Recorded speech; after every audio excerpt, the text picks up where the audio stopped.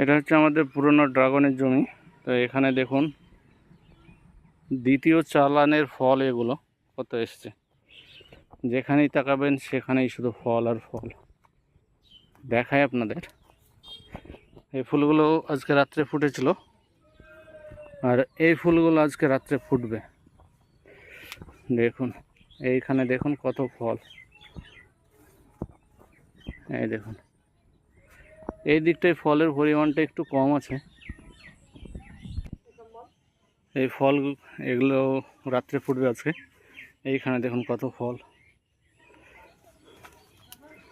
কত ফল দেখুন। হয়তো ফলগুলো অনেক সাইজে ছোট, ওর জন্য বোঝা যাচ্ছে না, কিন্তু অনেক ফল আছে।